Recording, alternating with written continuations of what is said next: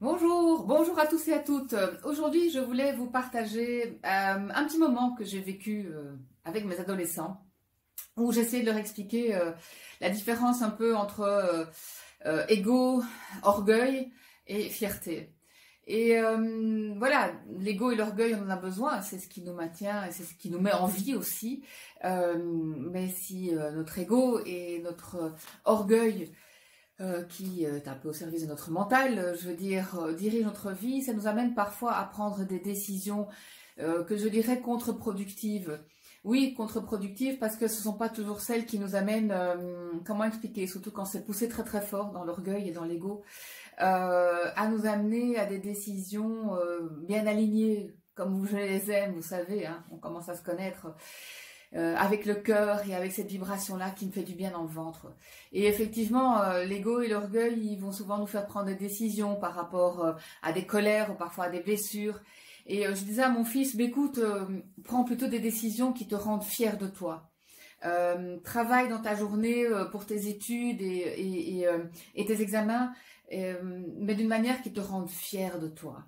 Et ne reste pas bloqué parfois dans de l'ego, de l'orgueil, quand je te dis, tiens, est-ce que tu aurais besoin de cours complémentaires ou est-ce que tu aurais besoin d'aide? Non, non, pas du tout, je dois y arriver tout seul, je suis pas un idiot, je dois pouvoir le faire tout seul, il y en a bien d'autres qui arrivent tout seuls. Oui, peut-être certains, peut-être d'autres, peut-être toi, tu as besoin qu'on t'explique, qu'on te comprenne ce mécanisme d'études différent, puisque tu es passé voilà, d'un stade d'études à un autre, c'est peut-être un autre mode, un autre monde, et va chercher des informations, ne reste pas bloqué dans ce tout seul qui est plutôt des paroles d'ego, d'orgueil.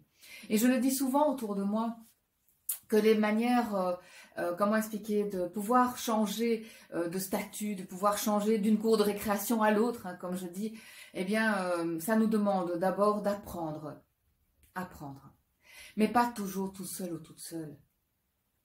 Aller chercher les informations.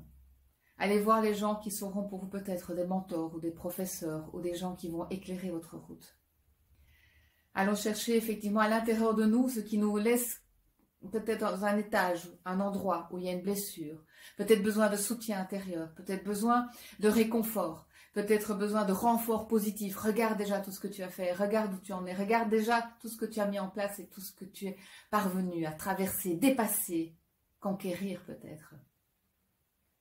Mais si tu te sens bloqué, si effectivement vous vous sentez dans une situation où il y a un sentiment d'impuissance, un sentiment de dévalorisation, alors à ce moment-là, peut-être qu'il faut, aller voir quelle blessure il y a à réconforter, à guérir, peut-être une petite voix, à écouter à l'intérieur de vous.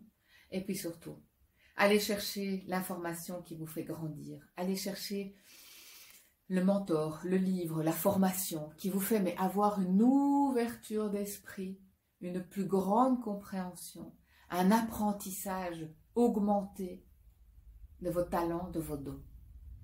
Ne restez pas bloqués. Et allez chercher là où vous allez pouvoir être fier de vous.